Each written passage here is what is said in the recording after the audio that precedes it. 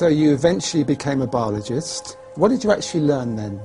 Well, it was interesting because I became a biologist, a developmental cellular biologist. I'm working on cells, of course, and in my graduate work, I was cloning stem cells. And it's interesting because a lot of people think stem cells are something brand new that just came into this world recently, and the fact was I was cloning stem cells back in 1967, 40 years ago.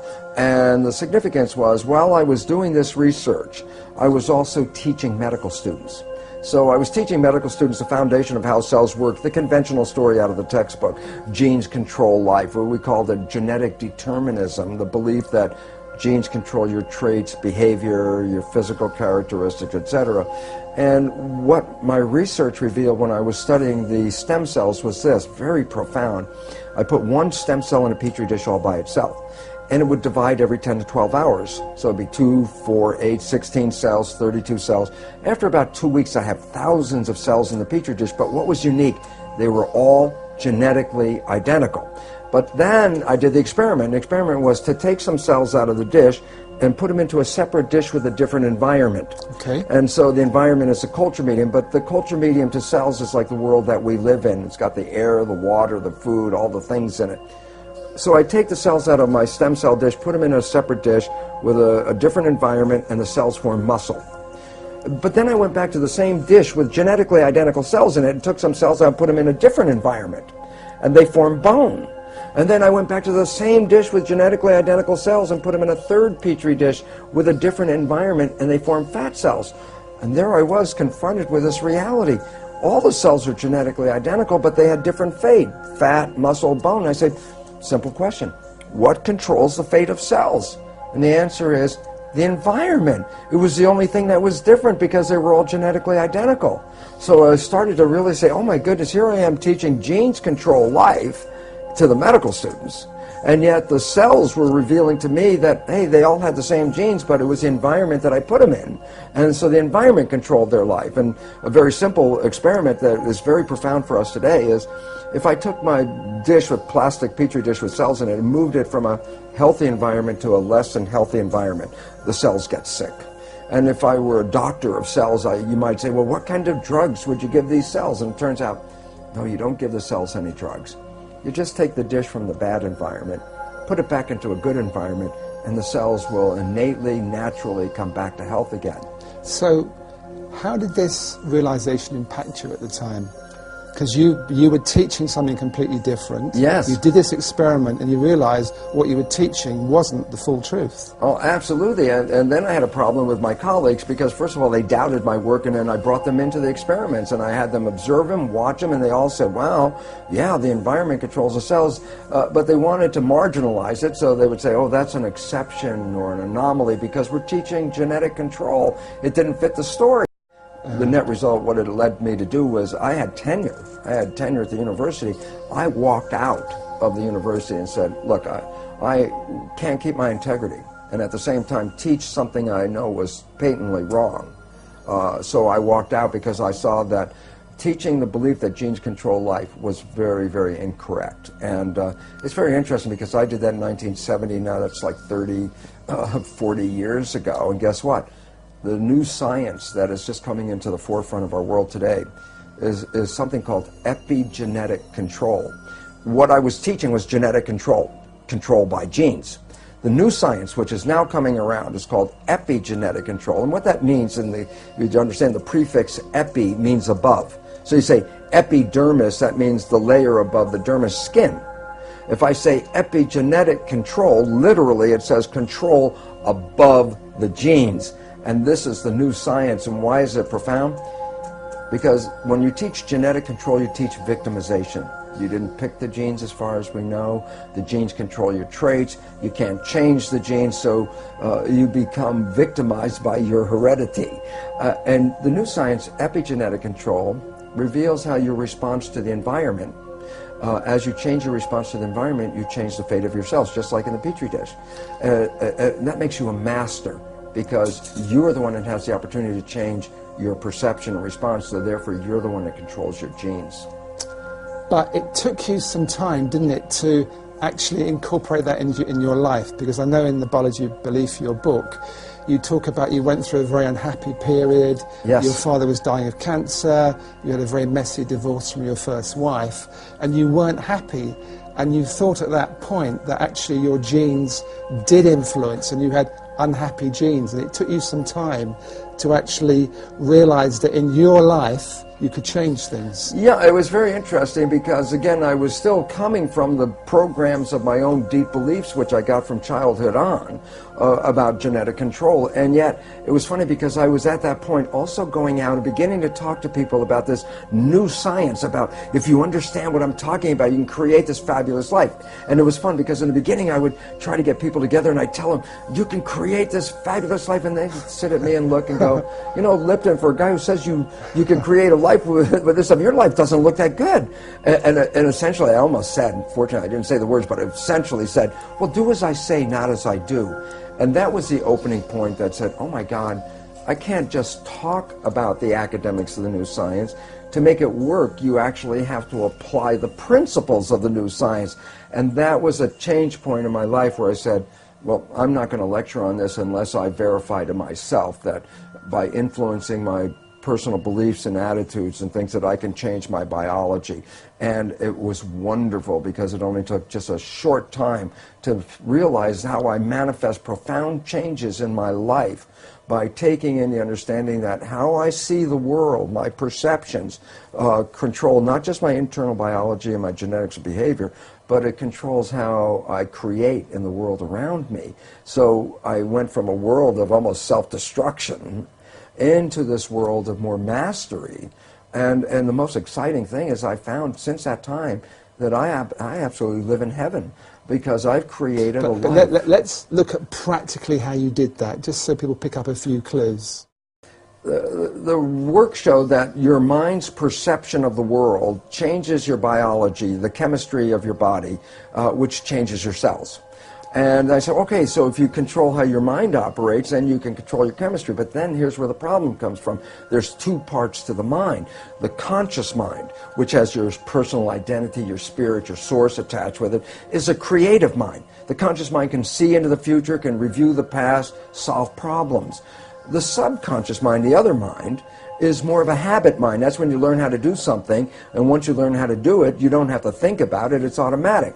Well, most of us walk around in the world thinking that we're running our lives with our creative mind. And I'd say, Emmett, what do you want out of your life? And you would say, oh, I want to be healthy, I want to have great relationships, and then you try to say, I'm running my life with these beliefs.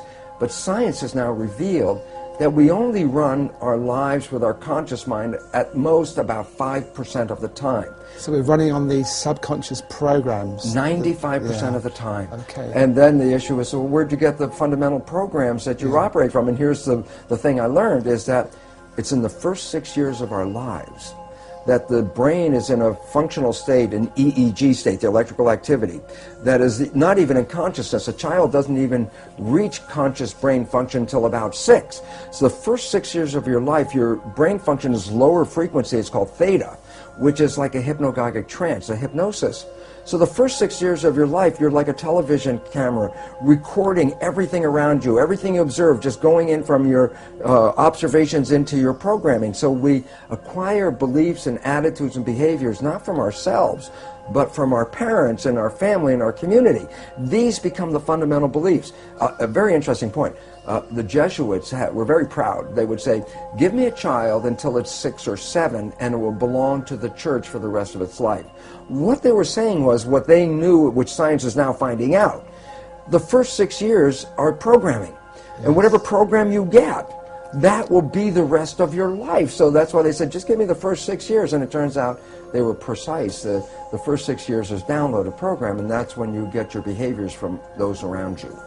So you were able, by realizing this, to then look at how you were living your life on a practical level and say, I am not going to be governed by these pre-programs. I am going to live my life in a more conscious way. Am I oversimplifying Well, this? yeah, that's a fundamental statement of how it works, but it's not as easy No, as, I oh, understand okay, that, I've just yeah. changed my thinking about it. Yeah, It's like, yeah. well, because as the thinking is not that much in our control. The brain is operating, as I said, 95% from the Yes. subconscious. But how did you actually then get results in a relatively short space of time? Well, the first thing, how does the subconscious learn? And that's a very critical thing. The conscious mind can learn from reading a book. So the subconscious mind can read a self-help book, and you go, wow, that sounds really great. And then you find you read the book, but your life is still the same. And it turns out, why? And the answer is because the subconscious mind is more of a habit mind, things that you repeat over and over again. Yes. Yeah. So the reality is, if you can stay conscious, be present, and when those negative thoughts come in our head, and psychologists tell us 70% of the time, the thoughts that are going through our head are negative and redundant, so the same negative thoughts are going through. If you could stop those thoughts, if you could hear them as they come through, like, oh, that's not going to work, or this will never happen, those kind of thoughts. If you can hear them and stop them consciously, say, no, change the belief right there, just give the more positive thing. As you repeat this more frequently and you keep repeating it, the subconscious mind begins to learn. So as a habit, if you stay conscious, and you have to work at it, and here's why people say, well, how come only 5% from conscious mind, 95% from subconscious? Because the conscious mind can think into the future and think into the past and solve problems. Then think about it yourself. Most of the time, you're thinking about something. Well, if you're thinking, you're using the conscious mind. Well, if you're using the conscious mind for thinking, then who's running the show? And the answer is, when you're not paying attention and you're thinking about what I'm going to do tomorrow, your subconscious is running the show. So you used the words, be present. Be present. Which be mindful. We hear a lot. So be mindful, which really means be aware of what's going on. So you get an automatic reaction, you're aware of that, and you say, I don't want to go there, that's an old pattern, and you look at a new way to be in that situation. Exactly. And you have to repeat it over and over again, because if you think, well, I got mad at myself yesterday because I repeated that same stupid thing, and I got mad again today because I repeated the same stupid thing, and then people give up because they get frustrated. And it's like, no, it's a habit. So you have to every day, but ultimately you can repeat it. Yet there are, fortunately now, very many new healing modalities that can help you rewrite the subconscious beliefs much faster. So I get very excited because some of this may take work for people, because you have to really be present, and yet we're so bombarded with information and our lives are so busy that our conscious mind is almost always wandering, trying to resolve issues and problems and things we have to work out, which then means the subconscious mind is running the show. And it's very interesting, because most people will be very familiar with this story. I tell it to my audiences and they all laugh because they're familiar with it. I say, look, you have a very close friend. You know your friend's behavior. And you happen to know your friend's parent. And at some point you see that your friend shares the same behavior as their parent. So you casually volunteer, you go, you know, Bill, you're just like your dad. And that's when you have to back away from Bill, because Bill's the first guy that says, how can you compare me to my dad? And everyone laughs because they're familiar, but I say, no, there's two very profound points from that one story, and profound point number one. Everybody else can see that Bill behaves like his dad. He got his programming from his dad. It's only Bill who doesn't see it. And profound point number two, we're all Bill, because all of us got programming, and all of us operate with these programs, and we don't even see we're doing it. That we, even when told we're doing it, will deny that we do these behaviors, because we don't even see when we're doing. That's why it's called subconscious, below conscious. Because you went from, and I'm quoting from your book, wanting to be anyone but me, to being, I think you quote yourself as the happiest man in the world. You felt so happy. Oh my gosh. So you proved that this can work. Well, I had to, because I said when I first started talking about it, it was from an academic, conscious point of view. This is what I learned. But my subconscious programs are still exactly the same. So while I had this wonderful knowledge, my life still wasn't anything I wanted to brag about it, because it wasn't. And as you know, that old game, well, who would you like to be? And I could think of anybody I'd rather be than me.